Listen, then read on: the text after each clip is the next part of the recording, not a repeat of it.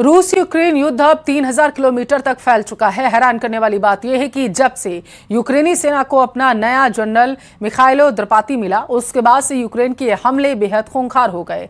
Ukraine और America ने दोनों ने ही दावा किया है कि अमेरिका से यूक्रेन को मिले F-16 जेट ने रूस के सुखोई 35 जेट को मार गिराया। जब से यह दावा वायरल हुआ, उसके बाद से रूस ने यूक्रेन के 15 शहरों पर हमले किए।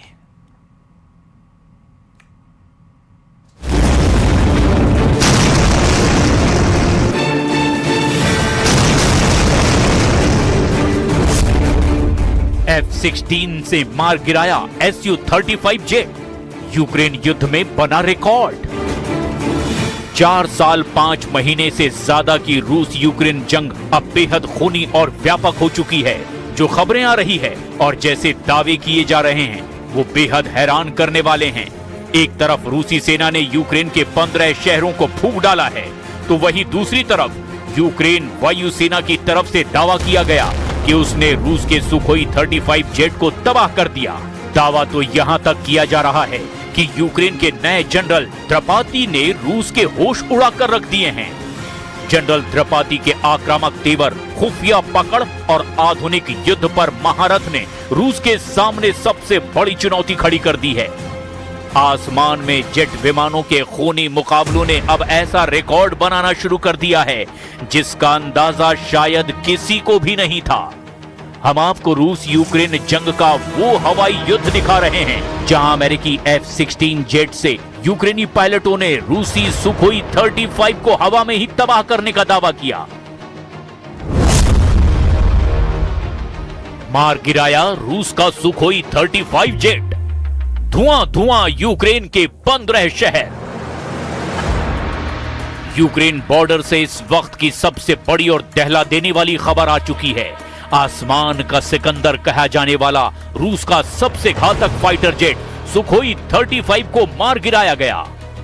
रूस यूक्रेन बॉर्डर पर बारूद का ऐसा बवंडर उठा जिसने क्रेमलिन से लेकर वॉशिंगटन तक जबरदस्त हड़कंप मचाया।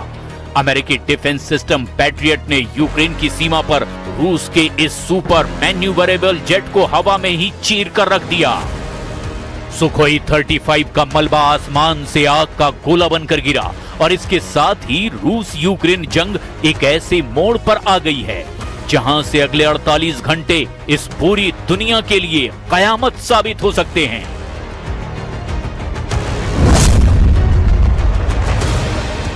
अमेरिकी F-16 ने रूसी Su-35 को उड़ाया। वॉशिंगटन में जनरल का बड़ा खुलासा।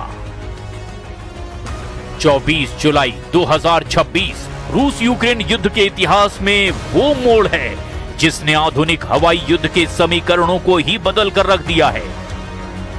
अमेरिकी ज्वाइंट चीफ ऑफ स्टाफ के अध्यक्ष जनरल डैन केन ने अमेरिकी संसद के सामने गवाही देते हुए एक बड़ा खुलासा किया। यूक्रेन में 2 साल पहले पहुंचे अमेरिका के F-16 लड़ाकू विमानों ने पहली बार सीधे आमने सामने की हवाई जंग में एक एडवांस रूसी फाइटर जेट को मार गिराया है। यूक्रेनी वायुसेना और खुफिया रिपोर्ट के मुताबिक 8 जुलाई को पूर्वी यूक्रेन के आसमान में 2 F-16 और एक पैट्रियट मिसाइल डिफेंस सिस्टम ने मिलकर के रूस के अग्रिम पंक्ति के सुपर मैन्यूवरेबल चौथे प्लस जनरेशन के Su-35S जेट को निशाना बनाया। भले ही मॉस्को का सुखोई 35 रडार और मिसाइल रेंज के मामले में F-16 से काफी आगे माना जाता था, लेकिन यूक्रेन के सटीक जाल और पायलटों की रणनीति ने सोवियत काल के बाद पश्चिमी एयरक्राफ्ट की श्रेष्ठता साबित कर दी है। रूस की वायुसेना से कथित तौर पर जुड़े रूसी टेलीग्राम चैनल ने कहा कि 3 यूक्रेनी विमानों और एक पैट्रियट एंटी एयरक्राफ्ट सिस्टम ने एक Su-35 विमान को निशाना बनाया था, लेकिन पायलट बच गया।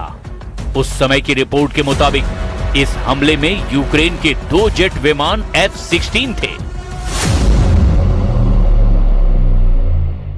Это не так. Киевский режим продолжает, собственно, наносить удары по мирным целям. В этом террористическая сущность киевского режима.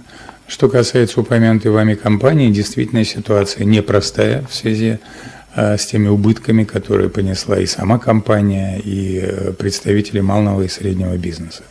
Этим вопросом занимается правительство. जंग के इस दौर में सिर्फ आसमान में ही बड़ा उलटफेर नहीं हो रहा, बल्कि रणनीतिक मोर्चों पर भी नए हथियार उतारे जा रहे हैं। अमेरिका और यूक्रेन मिलकर पैट्रियट मिसाइलों का सह उत्पादन यूक्रेन में करने जा रहे हैं। अमेरिकी सीनेट की सुनवाई के बीच कीव और अमेरिकी रक्षा दिग्गज रेथियन के बीच ऐतिहासिक समझौता हुआ। अब यूक्रेन की धरती पर ही पैट्रियट एयर डिफेंस सिस्टम की इंटरसेप्टर मिसाइलों का निर्माण शुरू किया जा रहा है, जिससे यूक्रेन की रक्षा प्रणाली आत्मनिर्भर होगी। दूसरी ओर रूसी वायुसेना ने इस नुकसान का बदला लेते हुए दक्षिण पूर्वी शहर जापोरेजिया पर गाइडेड एरियल बमों यानी कि KA-20 से 5 भीषण हमले किए, जिसमें 25 से ज्यादा नागरिक गंभीर रूप से घायल हुए हैं और रिहायशी इमारतें जमींदोज हो गई हैं। हालांकि रूस को एक बड़ा झटका भी लगा है, जिसमें रूस के सबसे आधुनिक जेट में से एक सुखोई 57 को मॉस्को ओब्लास्ट में तबाह कर दिया गया। रूस के सबसे गुप्त और आधुनिक 5वीं पीढ़ी के Su-57 स्टील्थ लड़ाकू विमान का दुर्घटनाग्रस्त होना वाकई हैरान करने वाली घटना है। दावों के मुताबिक यूक्रेन के इलेक्ट्रॉनिक वॉरफेयर और ड्रोन हेरफेर ने रूसी एयर डिफेंस को भ्रमित करके इसे गिराने पर मजबूर कर दिया। यूक्रेन ने तो यहां तक दावे किए कि पिछले 24 घंटे में 1410 रूसी सैनिक हताहत हुए हैं। यूक्रेन के जनरल द्रपाती से रूस के उड़े होश। यूक्रेन के नए कमांडर इन चीफ मिखाइलो द्रपाती ने पद संभालते ही अग्रिम मोर्चों और रूसी सीमाओं के भीतर आक्रामक अभियानों को 2 गुना करने का संकल्प लिया है। यूक्रेनी राष्ट्रपति व्लादिमीर ज़ेलेंस्की अगले हफ्ते वॉशिंगटन पहुंच रहे हैं, जहां वो अमेरिकी राष्ट्रपति डोनाल्ड ट्रंप से मुलाकात कर पैट्रियट सिस्टम और लंबी दूरी की मिसाइलों की नई खेप पर सीधे बात करेंगे। ओडेसा और चोर्नोमोर्स्क बंदरगाहों पर रूसी हमलों के डर से विश्व प्रसिद्ध शिपिंग कंपनी मर्सक ने अपने मालवाहक जहाजों को यूक्रेन की बजाय अब रोमानिया के कॉन्स्टेंटा बंदरगाह पर डाइवर्ट करना शुरू कर दिया है। पुतिन ने लिया सुखोई 35 का बदला, फूंक डाले यूक्रेनी शहर। बॉर्डर पर सुखोई 35 का गिरना और रूस के भीतर तेल रिफाइनरी का जलना, इन 2 घटनाओं ने व्लादिमीर पुतिन को उस मोड़ पर लाकर खड़ा कर दिया जहां वो चुप नहीं बैठेंगे।